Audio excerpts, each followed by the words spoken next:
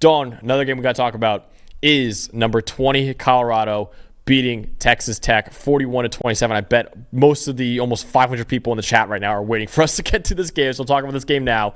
Colorado beating Texas Tech by 14. Let's go over the highest graded players, starting off with the victorious Buffaloes. That is, highest grade player for them was edge defender Arden Walker with an 83.9 grade. Jordan Seaton, my guy, with a 77.3 grade. Unreal year for him as a true freshman left tackle for them.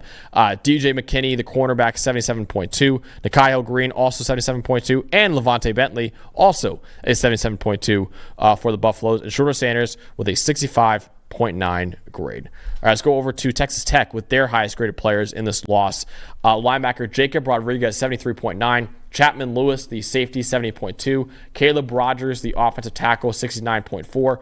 Braylon Rigsby, the D tackle, at 68.4. Marion Horn, the corner, 68.1. And Baron Morton, 62.7, the quarterback for the Red Raiders. Dalton, for you, what was the stat that told the story?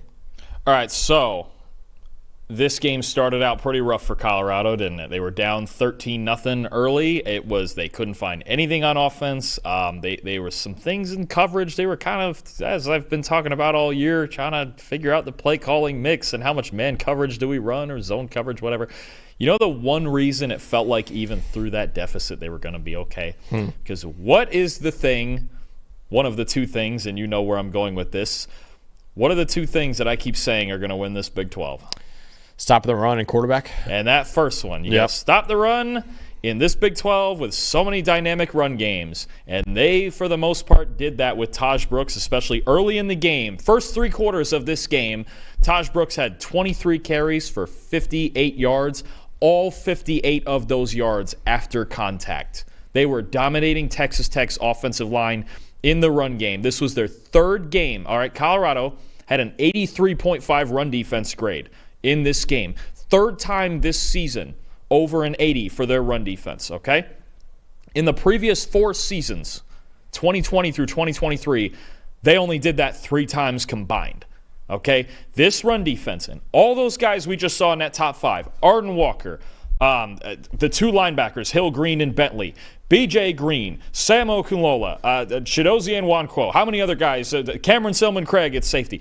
This was a concerted effort, I'll say it over and over, in the transfer portal this year. Last year they were collecting talent. This year they were getting the meat and potatoes. And that's what they did in this front 7. Stopping the run in this game kept them in it when they were down 13-0. Okay? Just like in the UCF game when they were slowing down R.J. Harvey. The only game where they didn't really stop the run was the Kansas State game. And even then they had a chance to win. But for the most part, this Colorado run defense has really been the biggest turnaround for this team. And I know there's some other factors we can get into. And let me get into those 2 linebackers. You know I love talking about these 2 linebackers, especially Hill-Green. But these 2 linebackers, Levante Bentley and Nikai Hill-Green, combined for 11 run stops, okay? And in run defense, they missed 1 tackle, the 2 of them, all day. Levante Bentley was ready to hit Taj Brooks in this game, and he's one of the hardest. He's 230 pounds. He's a bowling ball. He breaks tackles like crazy. Bentley was ready to hit Taj Brooks in this game, and because they didn't allow Texas Tech to run the football when they had a 13-0 lead, that's what kept Colorado in the game, waiting for Shedeur Sanders and Travis Hunter and LaJohntay Wester and everybody to get in their rhythm. They don't have run defense in this game. They lose this football game, and probably by a lot. This revamped run defense Colorado has the 2 things. They just have to go and win the rest of the games. They have the best quarterback, I think, in the country, and they have, at the very least, a top 30 run defense, if not better than that. They have the 2 things, and it's more proof in this game.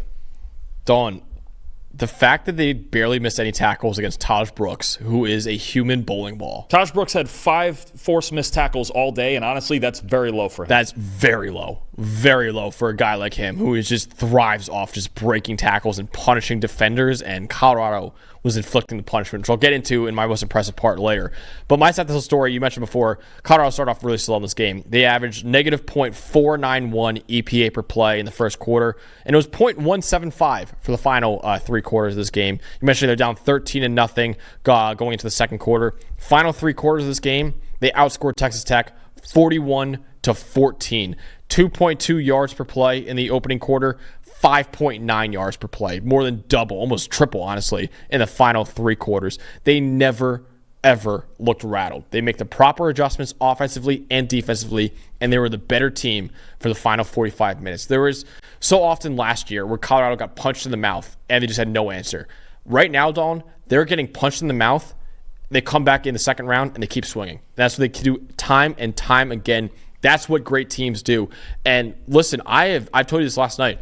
I have been blown away by how good the coaching has been for Colorado this year, because we knew they had the talent. It was just, okay, can they capitalize on that talent? They are doing that now. And it's two new coordinators, mind you, with Shermer and Livingston. And Livingston was running so much cover one yesterday, and we're like, I'll just start to switch it up a little bit. And he did. To his credit, he did. This is not a guy who's just going to live and die by one scheme. He's switching it up. They're doing a great job of switching up offensively as well.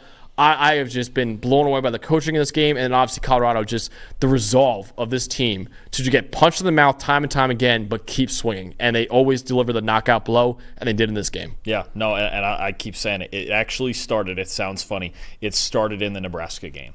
And it sounds weird because they got blown out in that Nebraska game, right? But they shut out Nebraska in the second half, okay? Then they bounce back. They take care of business against Colorado State. Then they're struggling with Baylor, and it's the Hail Mary. Then they lose to K-State, and they come back and reel off, 3 or 4 wins in a row now. It's a resilient team. It's a resilience they didn't have last year, and I think it's a lot of trench play they didn't have last year. I keep saying it, guys like Nakai Hill-Green and B.J. Green and Chidozie and Nwankwo, these are the guys making this football team what they are right now. Obviously, they have Shedeur and Travis, and we know that's what makes them real dangerous. Those are two of the best players in the country, but the fact that this is a well-rounded team now is why they're in Big 12 contention with 3 games to go. And look, there's a couple of dangerous opponents left on their schedule. We've seen it. Utah can play with anybody. We know this. Kansas is raging hot lately, and we're going to move into that in a minute. But Colorado has the inside track. They're in the driver's seat right now for the Big 12 title game. Absolutely. Dawn, for you, the most impressive part of this Buffalo victory? I keep talking about the front seven on defense, and they're getting tougher.